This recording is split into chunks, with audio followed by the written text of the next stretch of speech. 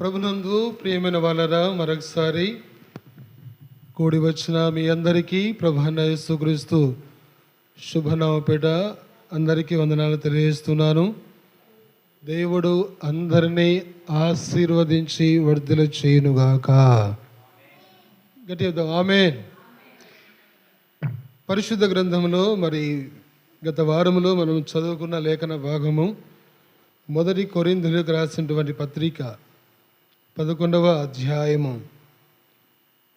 మొదటి కొరింథీయులకు రాసిన పత్రిక 11వ అధ్యాయము 28వ వచనం. మొదటి కొరింథీయులకు రాసిన పత్రిక 11వ అధ్యాయము 28వ వచనము. కాబట్టి ప్రతి మనుష్యుడు తన్ను తాను పరీక్షించుకొనవలెను, అలాగు చేసి ఆ రొట్టెను తిని ఆ పాత్రలోనిది త్రాగవలెను. చిన్న ప్రార్థన. పరిశుద్ధుడా, నీ శ్రేష్టమైన నామ కొరకై వందనాలు, స్తోత్రం తెలియజేస్తున్నాను. చదవబడిన లేఖన భాగమును అర్థమయ్యే రీతిలో బోధించుటకు తగిన జ్ఞానము నాకును, గ్రహించుటకును నీ బిడ్డలకుని తగిన కృపను అనుగ్రహించమని యేసు పరిశుద్ధమైన నామములో ప్రార్థిస్తున్నాను మా పరమ తండ్రి. ఆమేన్. ప్రభునందు ప్రియమైన వాళ్ళరా, గత వారములో మనం తెలియపరుచుకున్నటువంటి విషయంగా ప్రతి మనుష్యుడు తన్ను తాను పరీక్షించుకొనవలెను. మనుష్యుడు అనే మాటకు యోబు గ్రంథము మొదటి అధ్యాయము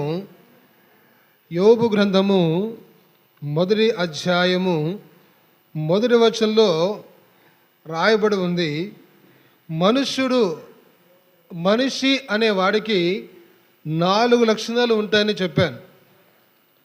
ఆ 4 లక్షణాలు ఏంటో మనము గమనించినట్లయితే పరిశుద్ధ గ్రంథంలో యోబు గ్రంథం మొదటి అధ్యాయము మొదటి వచనంలో, ఊజు దేశమునందు యోబు అని ఒక మనుష్యుడు ఉండెను. అతడు యథార్థవంతుడును న్యాయవంతుడునై దేవుని యందు భయభక్తులు కలిగి చెడుతనమును విసర్జించిన వాడు. యోబు అనే ఒక మనుష్యుడు గమనించండి. ఊదు దేశం అంతటికి యోబు అనే ఒక మనుష్యుడు దేవుని దృష్టిలో కనబడ్డాడు.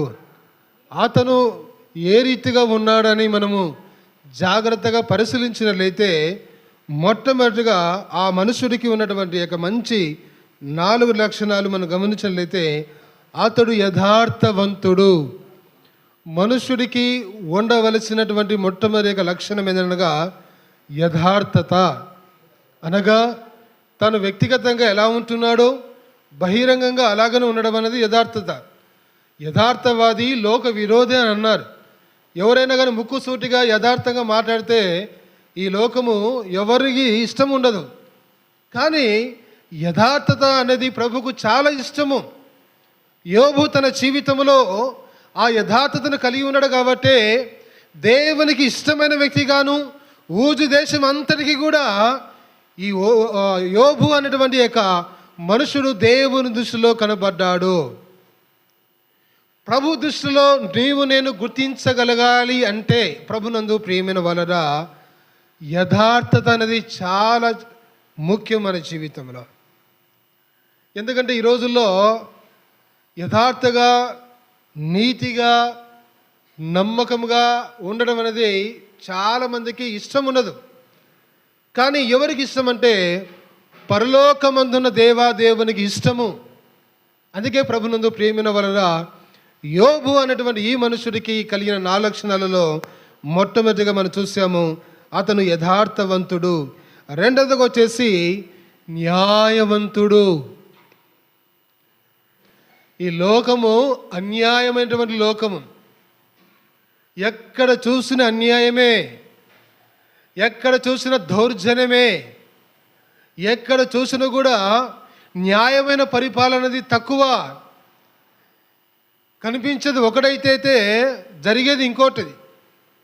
గమనించండి ప్రభునందు ప్రియమైన వాళ్ళరా, మరి ఇటువంటి న్యాయవంతుడైనటువంటి ఇతనికి ఎన్ని బాధలు, ఎన్ని కష్టాలు ఎందుకు వచ్చాయని మనం గమనించలేతే ప్రభునందు ప్రియమైన వాళ్ళరా, యోబు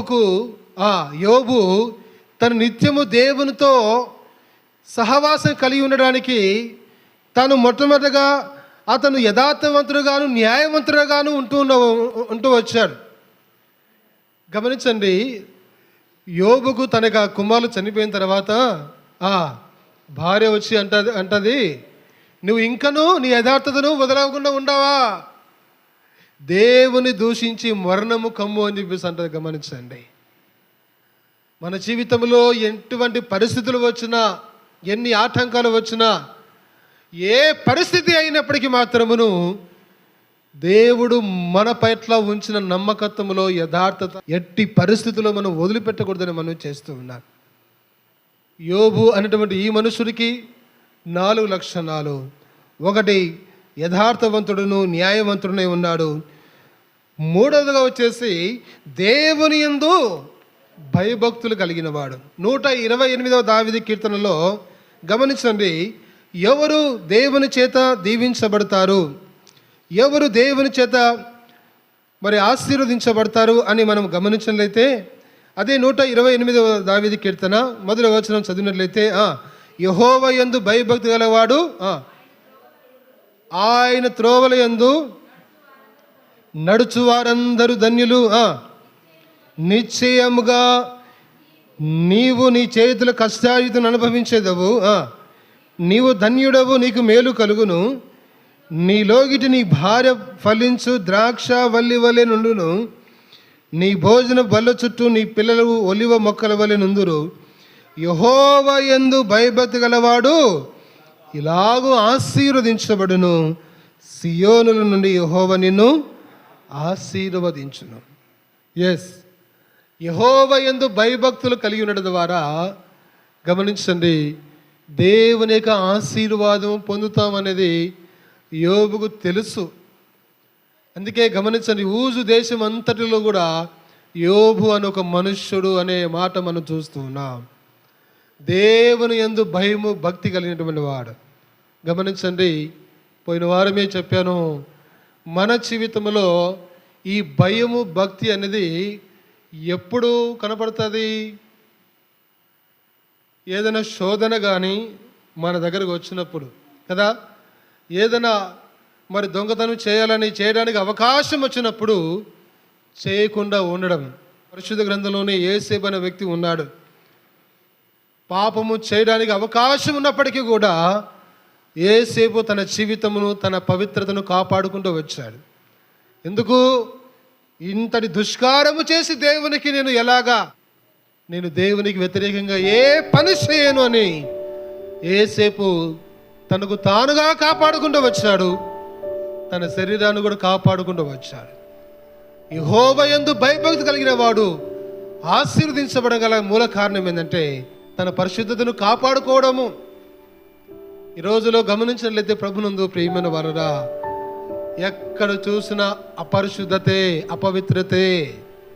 పరిశుద్ధత లేని ఈ లోకములో పవిత్రముగా జీవించడానికి, దేవుని యందు భయభక్తి కలిగి జీవించడానికి ఈ పరిశుద్ధ గ్రంథమే మనకు ఆధారము. అందుకే ప్రభునందు ప్రియమైన వారరా, మనుషుడికి కలిగిన 4 లక్షణాలలో 1 యథార్థత, న్యాయవంతుడుగా ఉంటున్నాడు యోబు. అలాగనే దేవుని యందు భయభక్తులు కలిగి ఉంటున్నాడు. చివరిదిగా 4వదిగా చూసినట్లయితే చెడుతనమునకును విసర్జించిన వాడు, అనగా చెడుతనమునకు దూరముగా ఉన్నవాడు. ఈ ప్రభు బలలో పాల్గొనుటకును, దేవుని సన్నిధిలో నేను నిలిచి ఉన్నటకును నేను యోగ్యుడనా? ప్రభా, నీ సన్నిధిలో నేను ప్రార్థన చేయుటకు, నీ సన్నిధిలో నేను ఉండటకు నేను అర్హుడనా? నాలో ఏ మంచితనము లేదే, నాలో ఏ పరిశుద్ధత లేదే. అటువంటి పనికిరాని నన్ను నీ పరిశుద్ధమైన రక్తము చేత కడిగి పరిశుద్ధపరచబడి నీ సన్నిధిలో నిలుపుకున్న విధానం బట్టి దేవా నీకు స్తోత్రాలు ప్రభు అంటూ మనం దేవునికి కృతజ్ఞతాస్తుతులు చెల్లించవలసిన బద్దులమై ఉన్నాం. చెడుతనమునకును దూరంగా ఉన్నవాడు. ఈ సమయమందు మన జీవితంలో మన స్థితి, మన పరిస్థితి ఎలాగుందో ఒక్కసారి గమనించుకోవాల్సిందిగా ప్రభుపేట మనం చేస్తూ ఉన్నాను. ప్రభునందు ప్రియమైన వాళ్ళరా, మన జీవితంలో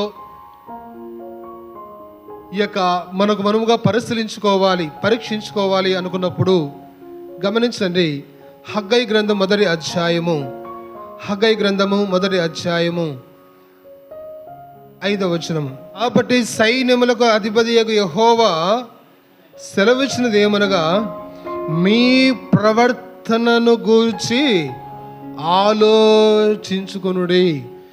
మీ ప్రవర్తన గురించి ఆలోచించుకొనడం ద్వారా దేవుడు నీ జీవితంలో అద్భుతాలు చేస్తాడు. నీ ప్రవర్తన గురించి, నీ విధి విధానము గురించి, నీ మనస్తత్వము గురించి, నువ్వు ఎలాగ ఉంటావో, ఎలాగ మారిపోతావో, ఏ టైంలో మారిపోతావో, ఏ టైంలో నీ హృదయం చంచలత్వంగా ఉండిపోతుందో, ఎప్పుడు ఏ టైంలో మరి దేవునికి వ్యతిరేకమైనటువంటి పనులు మనం చేస్తావో, మన ప్రవర్తన గురించి మనము ఆలోచించుకోవాలి. ఈ రోజున ఎదుటివారి యొక్క ప్రవర్తన గురించి ఆలోచిస్తాం. మన కుటుంబం గురించి, ఒకవేళ ఇంటి యజమానుడు అయితే నీ భార్య కోసమై, ఒకవేళ నువ్వు భార్య అయితే నీ భర్త కోసమై, తల్లిదండ్రులుగా మీ పిల్లల కోసమై, వాళ్ళ భవిష్యత్తు వాళ్ళు ఎలాగా వారిని తీర్చిదిద్దాలి, సమాజానికి వారిని ఎలాగా మరి ప్రయోజనగా చేయాలి, 10 మందికి సహాయపడేటువంటి పిల్లలుగా వారిని తయారు చేయాలి అనేటువంటి ఆలోచన అనేది ప్రభునందు ప్రియమైన వలన మన కుటుంబం గురించి, మన గురించి ఆలోచించుకున్నట్లయితే మనము తప్పనిసరిగా మన జీవితంలో అద్భుతాలు జరుగుతాయి.